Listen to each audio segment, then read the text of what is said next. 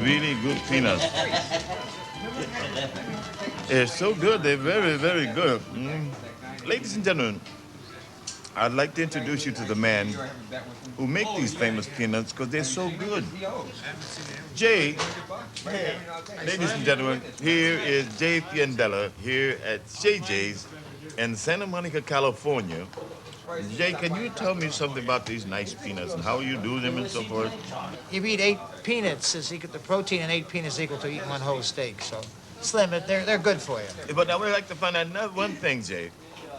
You have a secret formula of preparing them with the salt and the thing. Like your secret is it? Well, just... these people ask me how you get the salt. In exactly. Well, they put it in their pablum when they're babies. No, I'm being funny, but. The shell of the peanut is porous, and they soak them in a salt brine, and they roast them. And through osmosis, the salt goes from the top of the shell in and crusts the peanut in the inside. So that's how we get them salted. You, the peanut, and the parade. Now that's what I want to find out. Now, what is the most interesting thing about a peanut? I have an astronaut. I have a peanut that went to the moon, ladies and gentlemen. Believe that? Will you repeat that, please? I have the world's only astronaut. When I opened in 1959, NASA had headquarters right down the street, so all the astronauts used to come here. Shepard, Sherrod, Conrad, Glenn. Any of them used to hang out here. And one night I'm sitting with Alan Shepard. Well, I don't interrupt my story, but let me get to the world's famous astronaut, moon goober. Moon goober. We can't get them separated. I don't want to get them mixed up, but drop it in that one. No. This, ladies and gentlemen, whoa, I dropped it, is a peanut that went to the moon and back. Alan Shepard, the astronaut, on Apollo 14, took this peanut to the moon.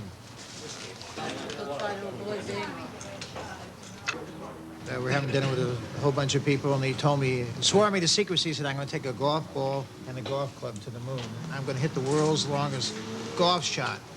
So I said, wow. And there was a basket of peanuts on the table, so I grabbed the peanut, this particular peanut, and I said, listen, take a peanut to the moon for me. So he said, sure, and he stuck it in his pocket. He went overseas. We all followed his career to the moon and back, and about a month later, he called me. He said, Fiandella, I always call those Navy admirals always call you by your last name. He said, Fiandella, I got your peanut. I said, wow, you mean you took it to the moon? He said, yeah. One night I introduced Julie Andrews and Blake Everett to Alan Shepard, and she said, Alan, what was your biggest thrill? He said, when I was on the moon, and I held my thumb, my forefinger up, and there was a world in between. That was my greatest thrill, being on the moon. That was the size of the world, from the moon. The size of the peanut. But I want to tell you one thing. I would like to play a song and dedicate it to that peanut. Would that be okay? Oh, I love it. You've been playing here for 30 years, pal. I deem it a pleasure to hear. Will that be all right? I love it. Okay. I love it. I know my people would love it. Alice, are you here? Where's Alice? Here you go, peanut, for you. Somewhere there's music, moon, stars, Pluto, Jupiter, Mars, Venus, Saturn, Mercury, flying through the skies, right before your eyes. Then you realize, say, the moon. Everybody's wondering how high the moon. You know, you were there. Oh, you're on top of the moon. The lucky little peanut to take a moon flight. And they're wondering, oh, how high the moon. The moon, peanut. You a moon nut. A moon, peanut. Oh, you're an astronaut. You're an astronaut. Google what you call the name. Google something. Astronaut. Astro Google. Googly. Don't let that peanut get tangled up with those others. Oh, no. This one goes in the safe. In the bank, you're hid away.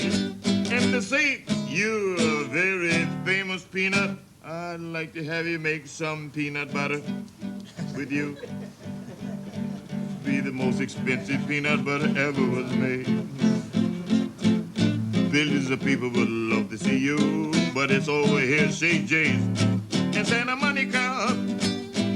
And Jay Fiandella have it, the only peanut peanut that was on the moon. The first, the only peanut was on the moon. That peanut, the size of the world. Hey, man, that's really something. And everybody wondering how high the moon. Do you know you were there? How high the moon.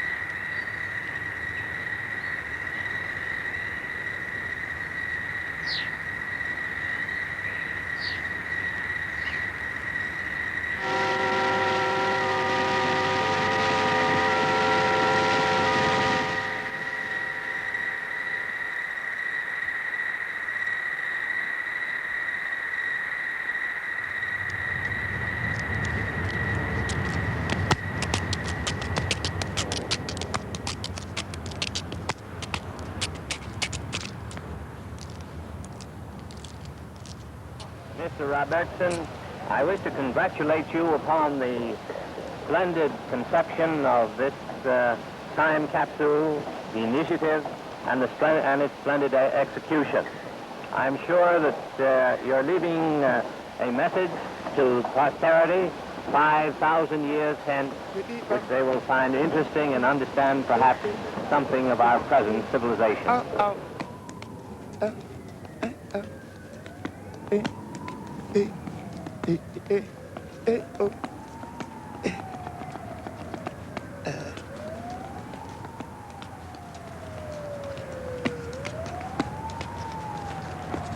Ladies and gentlemen, I would like to tell you about this time capsule.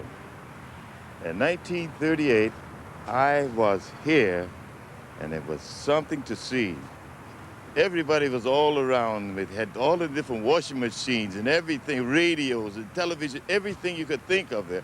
And they had those pulleys, they were going down. It's about 30 feet down there, and here's the diameter of it across here. That's the size of it, and it was something to see. I mean, it was unbelievable what they were putting in there. Into the tube are placed articles that will tell the story of our times. Microfilm reproduction of motion pictures, books, newspaper articles, and examples of things we use, textiles, seeds, tools.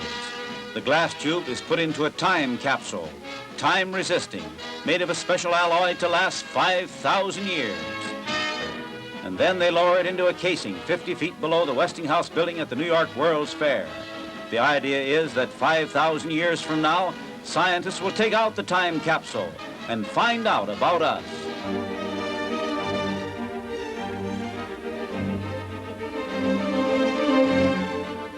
When it came to music, they had all the really heavy people in there.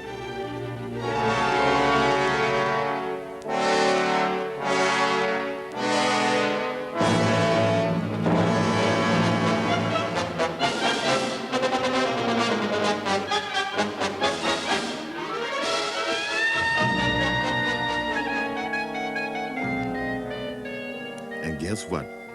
They got something else in there, too. Flatfoot floozy would fly and fly. Flatfoot floozy would fly and fly.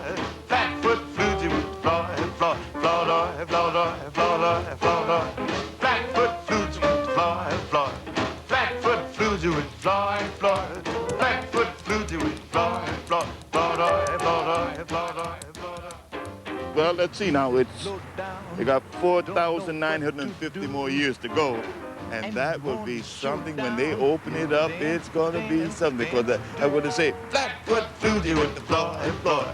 Flatfoot floozy would fly, fly. Flatfoot floozy would fly, fly. Fly, fly, fly, fly, fly. Bang, bang, bang, bang, bang, bang, bang, bang, bang, bang, bang, bang, bang, bang, bang, bang.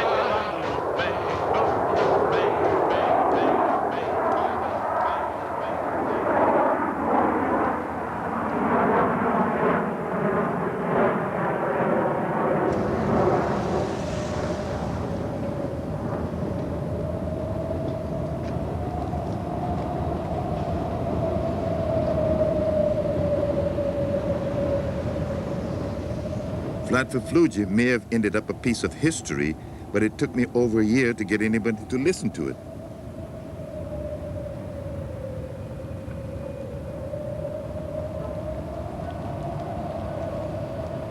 I got to know every inch of Broadway, walking up and down, trying to get the publisher to listen to my songs.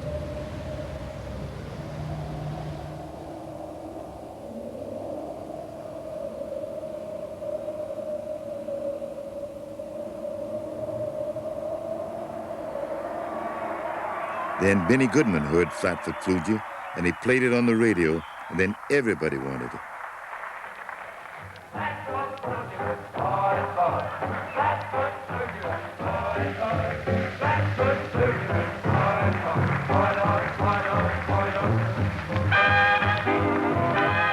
Flatfoot Flugie became a hit all over the world. My partner Slam and I were an overnight sensation. We're on our way to Hollywood, the home of the stars.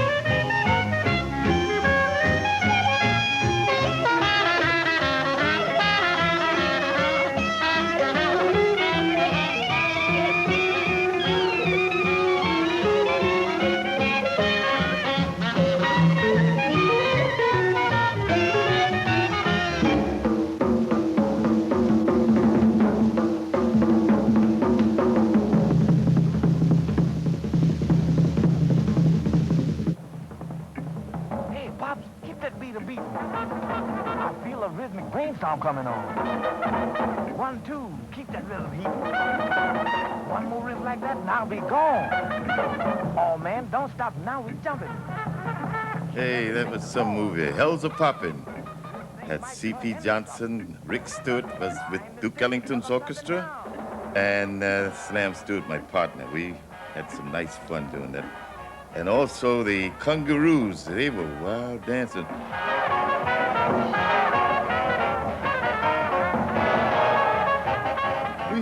The people knew about us in England. Here's a thing called rhythm, and the price was 1 shilling. But I like this part in here, say, shortcut to sanity. Now that sounds really good for me.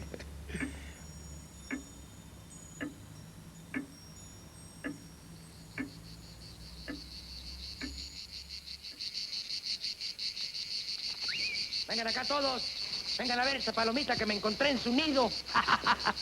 Está echadita. Oiga, señor, we are federales. You know, the mounted police. If you're the police, where are your badges? Badges? We ain't got no badges. We don't need no badges. I don't have to show you any stinking badges. Okay, that's good, that's great. Hey, but listen, this is the time where we're going to induct Slim Gaillard into the Majubers with full honors and a 10 purple mushroom salute. Now, Slim, I don't want to see any smiling on your face. I want you to follow directions carefully and do as I say. All right? Raise your left hand. That's right. No smiling. I can tell when you're about to smile. Now, you got your left hand up. You repeat after me. We do this in 2 parts. I don't got to show you.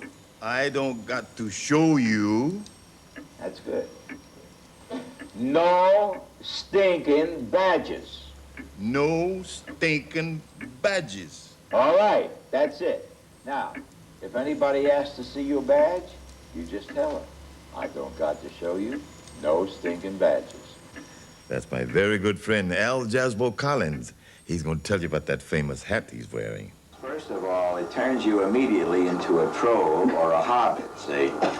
Like you could go down into Topian's ring and stay there for the rest of the day. But also, you notice it comes to a point, and it's a pyramid. And there's a lot of stuff going on inside this hat, pyramid power. Yeah, well, the minute right. you put this thing on, you start getting ideas from out of town. I mean, long distance is local with this hat. Oh, is that right? Al has a TV show every week in New York, and when I got the call, I just had to go. In fact, anything goes on Al's show, and it all goes out live. The sun comes shining through, but when you're crying, you bring on the rain. Stop your crying, babe. Be happy again. Keep on smiling. James, you're smiling. The whole world smiles with you. He knows how many viewers he's got. In fact, he knows each one by name. Al, he doesn't care. He's got all the latest technology, though.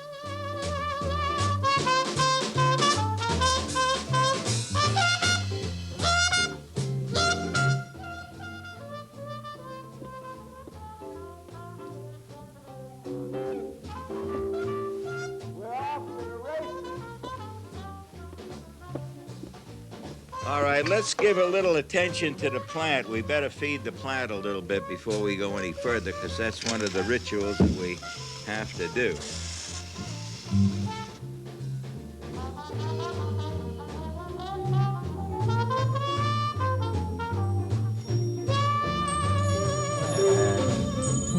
Yeah. There he is, my man. Come right on in, come right on in. Yeah, Slim, walk around in here.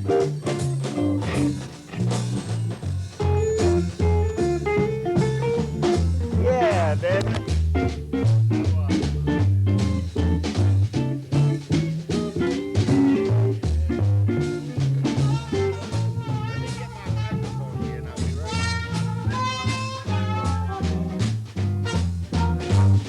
Now, wait a minute, we'll see. I'll check these out, and then we'll have it.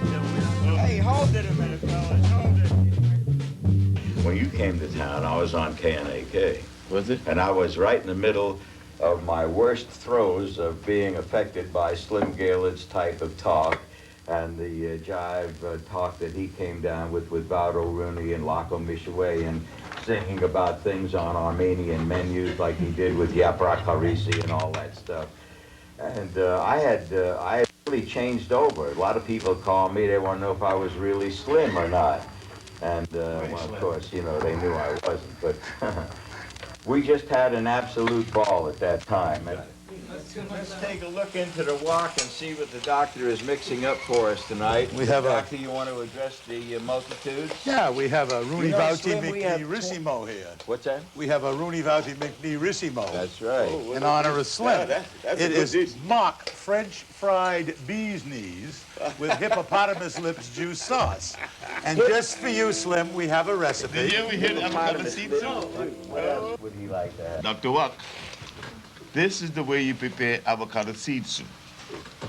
You get an avocado, put a nail in it and a string on it, then you nail it to the ceiling and let it vault for a while. Now, let me harken back to those old heritage days. Okay. Where did you originally come from? You know, there's a lot of mystery involved in it. A lot of people thought you came from some other place. Yeah, they thought and I said, no, you came from another place. Everybody say I come from Detroit.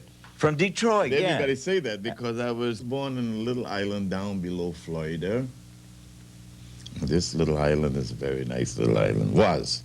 Now, it was Santa Clara, Cuba. In Cuba, Santa Clara, Cuba. Yeah, very, very nice. And it's up on the hill. And tonight, we had a special celebration with some of the friends from Santa Clara.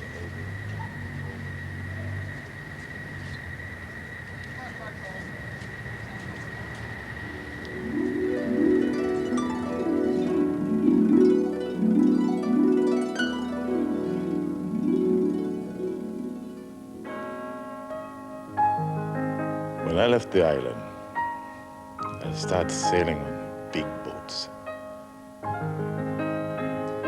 One habit I had was to never look back. Because when I looked back, I wanted to go back to her. Never thought I would never see her again. I said, I'll be back for sure. But guess what? It never happened. Now it's all come down on my mind.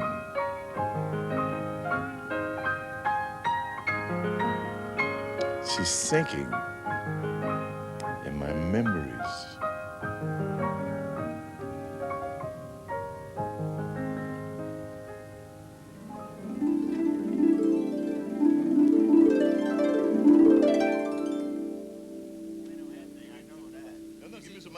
Pero no todo es de lengua. Yo te hablo muy rápido, los cubanos.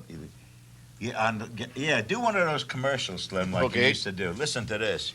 Para kung to kayo la papalakasan talaga yung kusukot na 5171 Broadway, kung to kayo la papalakasan talaga kayo no, so to kayo $10 down. Kung yun sa kalala kasi kayo la papalakasan lele kayo to 18 months to pay. Kung yun so kayo la papa alasan to the Robert Hall. Kung yun sila kayo la alasin ko pala peke. Oh, the crab house. So pwede kayo la so kayo la papa. Esta na kami to kita ayan.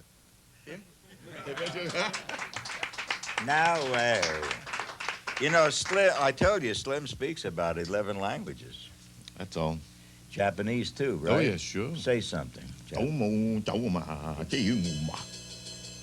know what it means? No. Hey, man. What if you what if you should say no tengo que enseñarle ningunas chapas malditas? What would that mean? In English, it would mean, I don't got to show you no steak and budgies. That's right. That's right. Hey, we got that. And you know, you remember I was working with Slam Stewart. Yes, that's right. How did you meet Slam, anyhow? Well, I was in New York, this city here, up 135th Street, and there was a place called the Big Apple down in the basement. Yes. And I walked by there, and the booking agent for an amateur show for Major Bowles asked me, he says, would you be able to do a show with this man downstairs? He played good bass. And I said, okay, that's all right. The agent gave us all the same amount of funds, and I told him, I said, he said, yes, I will. So we come down to the CBS, another television station. It was radio then. Yeah. And we go down to this station. We'd had to do an audition, though. It was an amateur show, but we had to audition for Right, it. for Major Bowles. Oh, listen, we had to go to Third Degree to get on there. Yeah. So, but they says, okay, we'll have you on. So then do you have a name? I said, my name is Tim Gaillard. And what's your name? He said, well, I don't have a name. He said, well, I'll make you Slim and Slam. Now, here's my buddy over here, Slam Stewart. He had a unique style of playing. He used to bow and sing the same. He had a perfect pitch. He could sing any note that he played on that bass, and they made a big hit with it. Became a team, Slim and Slam. Well, it must be that I don't know where.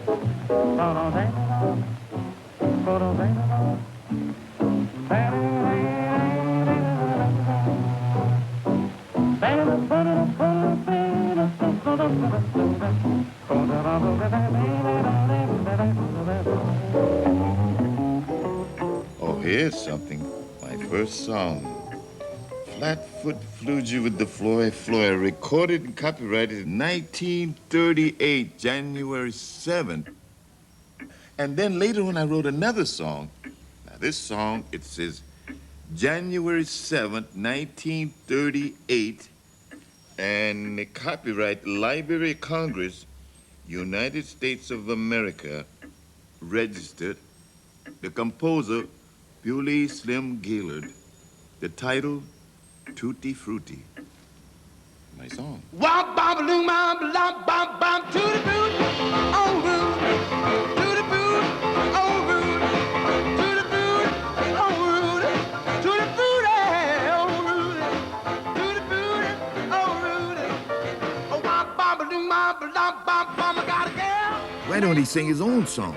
She knows just what to do. And sometimes I would get in my little attitude that I didn't want to go on last. Like when I worked with Jerry Lee Lewis, I would want to go on last. Because he would always mess with the audience, and he would go out there and hit somebody, want to fight. And by the time you get on, everybody would be mad, you know? And I said, let me go on first. And Jerry Lee Lewis said, no! If he go on first, I am not going on. And so, Chuck Berry didn't like to follow me either. No, I have never met no entertainer that called me because I was so...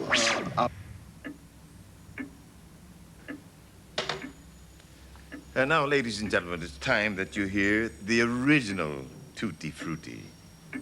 Ours is an awe-inspiring privilege. We shall be the first, mark you well, the very first, to hear Tutti Frutti on the air. Brace yourselves and listen to Tutti Frutti. Now, I don't like vanilla. I don't like chocolate. Give me some of that good tutti frutti. Tutti frutti frutti. Tutti frutti frutti. Tutti frutti frutti. Tutti frutti, tutti frutti, tutti frutti, tutti frutti. Tutti frutti frutti. Get yourself a cutie. Tutti tutti frutti now. Tutti frutti with pesto now. Don't like vanilla. Now the chocolate will do. But for me, let me tell you, bring me some of that good tutti frutti. Tutti frutti frutti. Tutti frutti frutti. Tutti frutti frutti. The frutti frutti tutti frutti frutti tutti tutti cada. Tutti tutti tutti frutti. Tutti tutti tutti frutti. Tutti tutti tutti frutti. Look out, man. What you gonna do?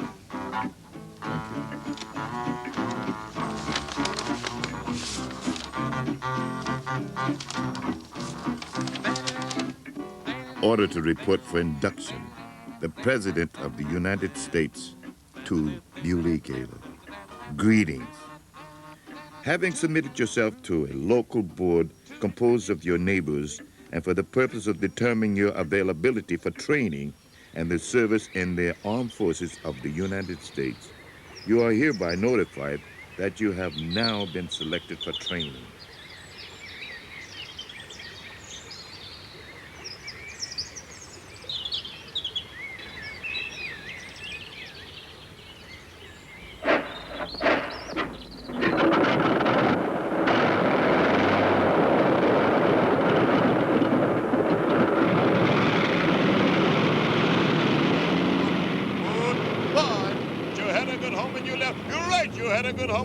You're right. Left, right, you left. Home, you're right, you left, home, right, hey, left, right, hey, up, up, hey, up the rip, but to the rip, December 7th, 1941, a date which will live in infamy. Oh, you had a good home and you left, you're right. You had a good home and you left, you're right. You had a good home and you left, you're right. Left, right, to the rip, but, oh. The United States of America was suddenly and deliberately attacked by naval and air forces of the Empire of Japan.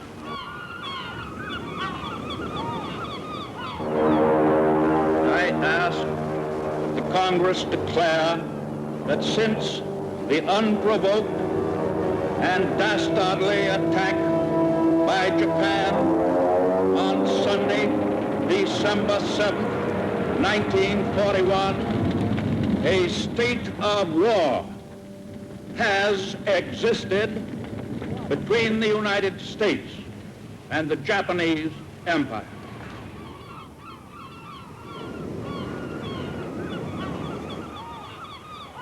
When I first was drafted in the service, I had been studying code.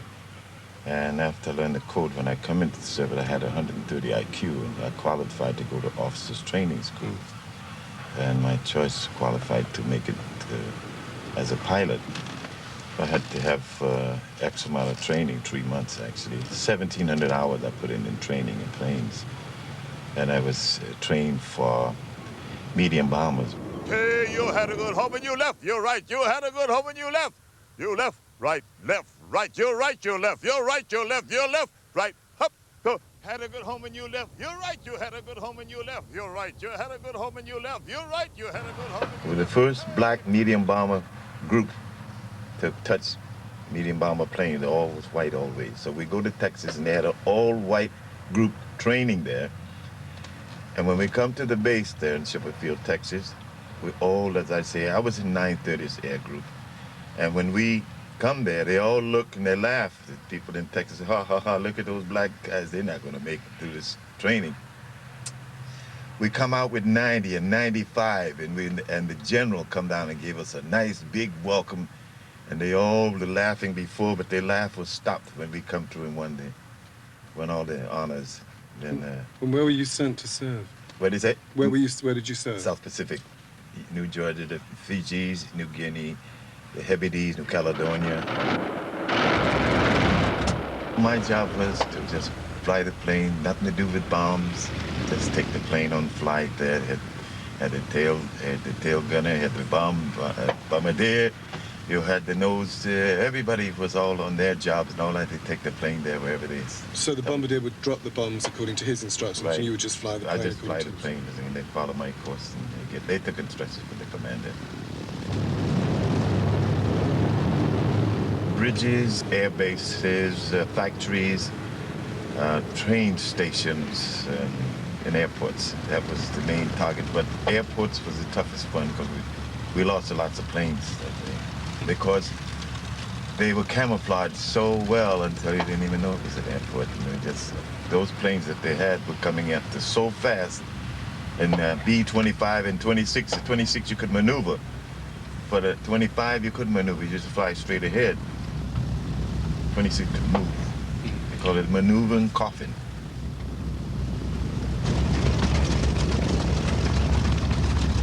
How did you feel before going on a mission? Were you afraid?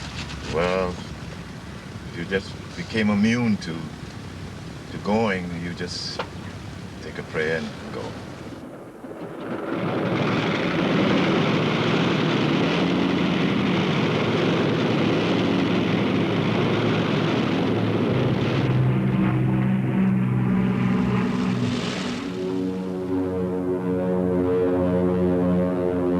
Slim, tell me how you felt when you heard the sound of those engines. Well, it was a very sad sound because you didn't know what's in ahead of you, what's down below, what's coming on top of you. You never knew anything. It's a very sad sound, make you very weepy.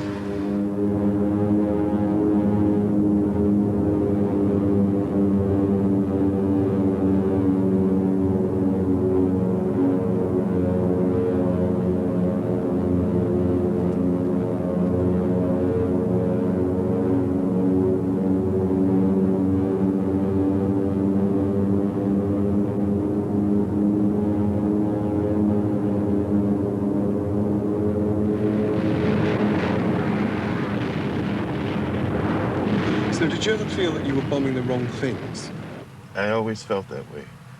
I just always felt that they were dropping unnecessary things because everybody wondered what they were dropping them for. And I said, what are we flying around here dropping bombs on things and people? We shouldn't be doing that. But you had orders. You either go to be court-martialed, they put you in. So you had to do the best of it. You had to go and make your mission. Did other pilots feel like that too? Quite a few. Yeah. Some was angry because they were forced to do it and they didn't mind. Some. But there was some sad, and some wouldn't take a flight sometime. They put him in the brig, put him inside, locked him up, and reduced them. You had to be at least a second lieutenant, which I made it up, Mike, which I was a captain. And they asked me if I wanted to come back in the service before I get discharged. We'll make you a major. I said, thank you very much, but no thank you. And I come on out. So you were entitled to leave because you'd been wounded? It was I had a disability. I had about, when I got discharged, I had about 75% disability when I first got it. And then going to the Veterans Hospital for treatment and things on, and I got down about 50, then 25, and down to, then they released me after I got around to about 10 degrees, 10 amount, 10%. And then I got discharged, and then now consider me as 100%. But the weather, sometimes you feel the shrapnel in your arm and in your leg, and it hurts you when you walk sometimes. Some of it's still there? Yeah, it's still there. It stays there.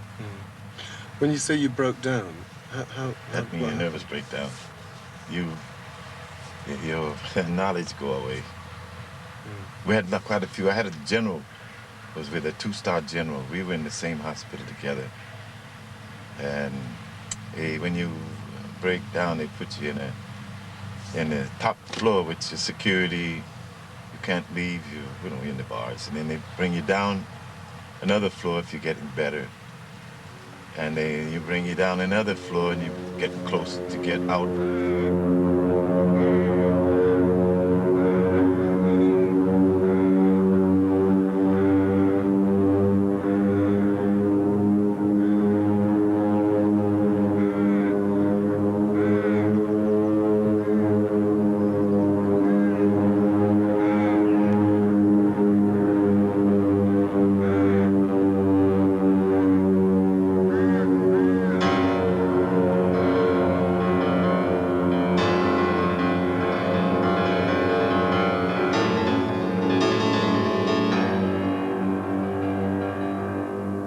This is how I feel about the war. That was the sound of the planes flying over. And I felt like this about the war.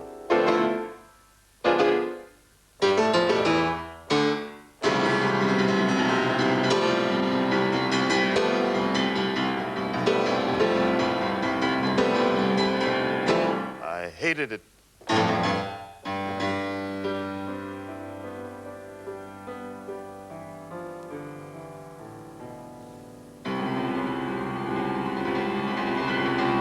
Here they come. Here they come.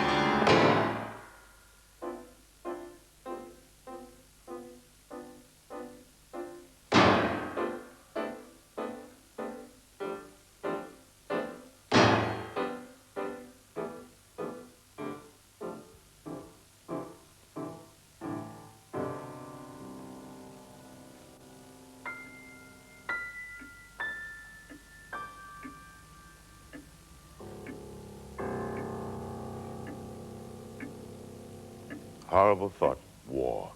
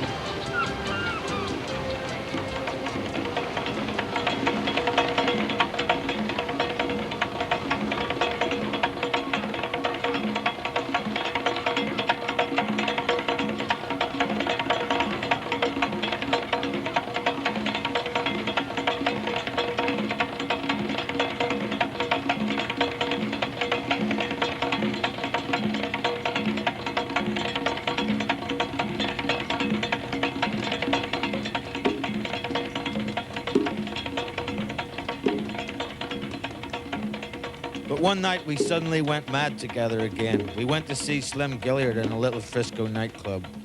Slim Gaillard is a tall, thin Negro with big, sad eyes who's always saying, "Oh, Rooney." In Frisco, great eager crowds of young semi-intellectuals sat at his feet and listened to him on the piano, guitar, and bongo drums. When he gets warmed up and he takes off his shirt and undershirt and really goes, he does and says anything that comes into his head. He'll sing Cement Mixer, Putty Putty.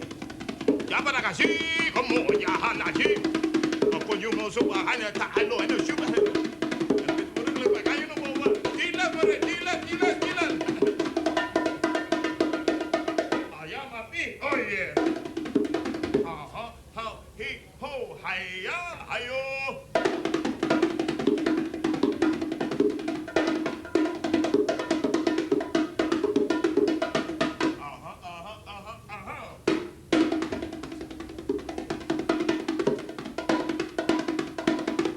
Hey, don't need shirt, you get hot with the shirt. Take it off, take your time, and put it over there. Bam! Sign up with the Burgala Lahanet, Pasonic, a positive negative, but the Kefali. Oh, out in Mecca,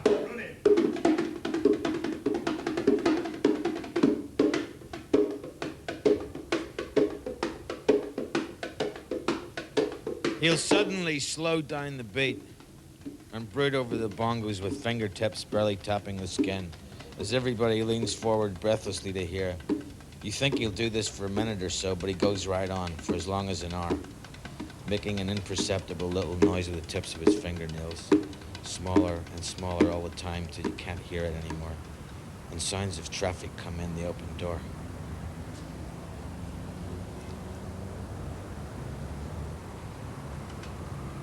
Then he slowly gets up, very, very slowly. Oh, Rooney, McVouty, old schooly Reenie Mo. How's the boys doing with the girls in the front row? Oh, Reenie Mo, oh, Vouty. He keeps this up for 15 minutes, his voice getting softer and softer till you can't hear. His great sad eyes scan the audience.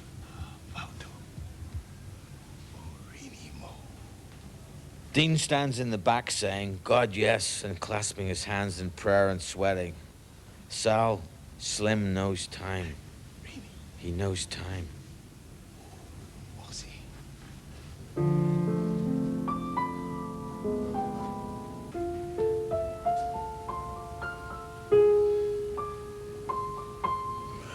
As we know by now, that was from On the Road. Could you tell me a bit about when you first met Kerouac? Well, the first time, Van, that I met Jack Kerouac was in, say, when in San Francisco. He used to come in practically, well, it was 7 days a week, so he was in there 8 days a week. And he was my very close friend. We used to have dinner together.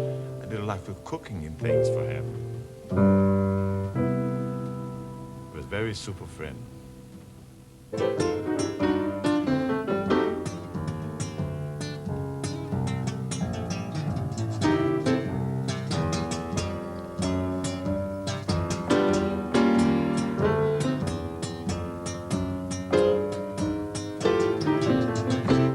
I know that you know that I played a number called Arabian Boogie, but that was a different. And what was the other one?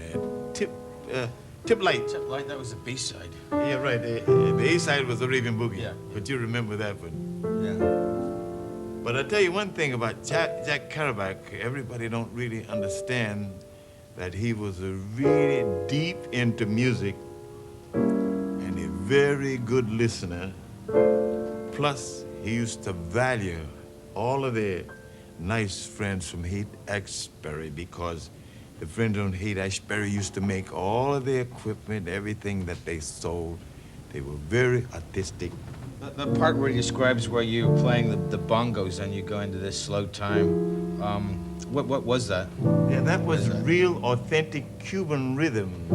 That's my little island that I came from, and I just enjoy playing it. He enjoyed the music, and the customers used to come in and sit down and enjoy themselves. and I just kept the rhythm going. It was great fun. You never heard me play those kind of rhythms before, did you? No, not that one. Babaloo.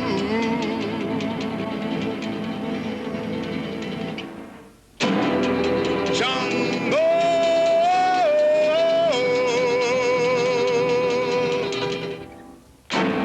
Babaloo. Babaloo. Babaloo.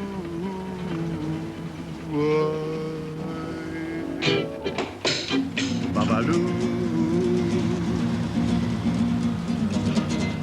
Babaloo, babaloo, jungle. Babaloo, babaloo, babaloo, babaloo, babaloo. Ah, yeah. Babaloo, ¿qué tal? Antes yo tenía mucha dificultad. El mundo en la Cuba, todos les gusta ese corazón. Usted mismo en la crista tiene mucha dificultad todos ahí, que tú estás ahí allá, antes. Pero toda Cuba, su corazón en Babaloo. Chango en la caballo allá, y usted, muchos toros. En Cuba tiene mucha dificultad ahorita, todos no tienen comida, no tienen nada ahorita. Pero necesita. Mi amigo, todo Cuba, Babaloo.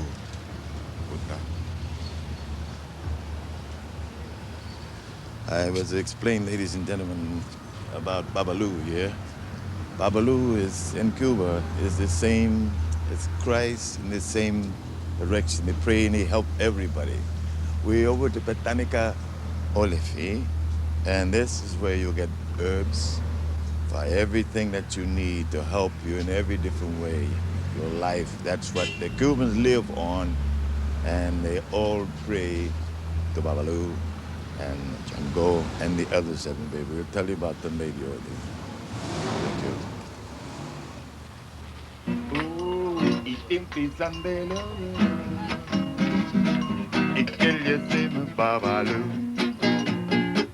Dame poco dinero, mucho dinero, porque te no sirve, me gusta mucho dinero.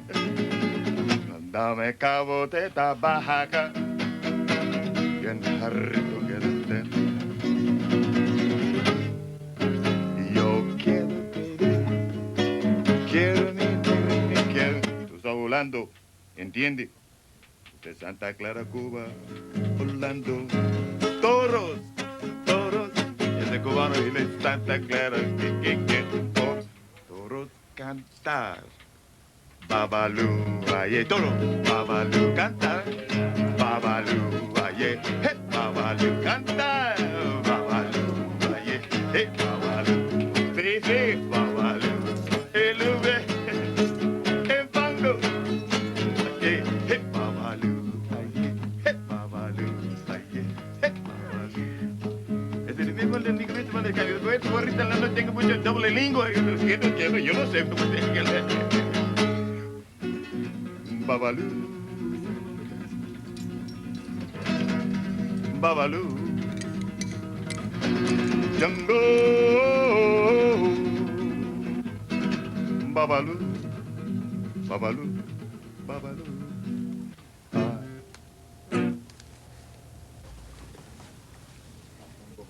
Carmen, ¿qué es el nombre? Mi nombre es Carmen Sandberg. Yo estoy expuesta a esta religión por medio de personas que yo he salido con. I dated a guy and I became aware of this religion. People worship their own spirits. They take glasses like this and they do una boda espiritual. They put 7 glasses, they pray at them, and then there are 7 African gods that they refer to as the siete potencias africanas. They light candles for them, and the 7 African gods are represented by different colors. See, all these things here, the skins, the hairs, the feathers, each god, each one of las siete potencias africanas, they each have certain favorites. They have certain fruits, they have certain skins, and they do special ceremonies. Only people that know this religion can do these things. And there's a lot of people that practice this religion and they're hoax. You have to have a godfather that knows what he's doing. I'll let Rogelio explain it in Spanish and we'll translate it. Él quiere saber por qué nosotros usamos los santos católicos con nuestros santos de la religión africana. Cuando los africanos llegaron a Cuba, tenían su fiesta, tienen su religión, que es la religión africana, la religión lucumisa, nuestra religión. Y los españoles llevaban su religión, que es la religión católica. Ellos semejaban la calidad del cobre con Ochun. ¿Por qué? Porque Ochun es la diosa del amor, la calidad del cobre es la diosa del amor. Y para poder hacer la fiesta, los días señalados, semejaron uno con los otros. La Virgen de las Mercedes, que es Obatalá, nuestra religión es Obatalá, tiene un día señalado. Los españoles para poder hacer su fiesta, los africanos para poder hacer su fiesta, los semejaron cada santo de la religión católica con la religión africana. Por eso es la semejanza. Esta no es Obatalá. Obatalá para nosotros es otra cosa. Esta es la Virgen de las Mercedes. O sea, nosotros nos matamos y hacemos una ceremonia arriba de esta santa. Le ponemos flores y velas. Nosotros hacemos la ceremonia arriba de Obatalá, que es la semejanza de uno con el otro. Esta es la Virgen de Regla, que es Yemayá. O sea, para la Iglesia Católica esta es la Virgen de Regla, para nosotros es Yemayá, que es la diosa de la profundidad, la diosa del mar. Porque viste el manto de azul y porque está arriba del mar. El Eguá, que es el dios del camino, que es el que abre los caminos, es el día del lunes. O sea, la Iglesia Católica es el niño de Atocha, porque es niño. O sea, esa es la semejanza que hay entre uno y el otro. ¿Qué preguntas más tú tienes, Slim? Hace muchas cosas, sabe mucho. Ah, sí. Godfather. Godfather. En inglés. Padrino. ¿Padrino? Padrino es el que le hace la ceremonia, o sea, que hace una ceremonia en la cabeza y es el que lo bautiza. O sea, tengo mi padrino, o sea, yo soy padrino. Esto es como una cadena que se va introduciendo en una gran familia. Tenemos padrino, tenemos ahijado, tenemos hermanos, tenemos tíos, una familia en nuestra religión. Babalú. Babalú.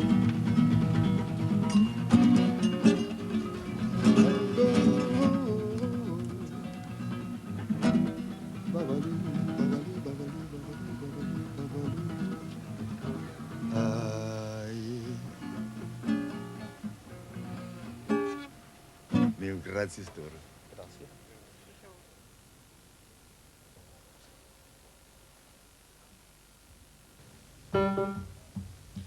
Slim sits down at the piano and hits 2 notes.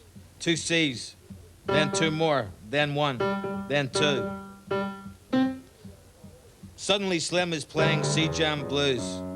And the big booming beat begins and everybody starts rocking and Slim looks just as sad as ever. And they blow jazz for half an hour.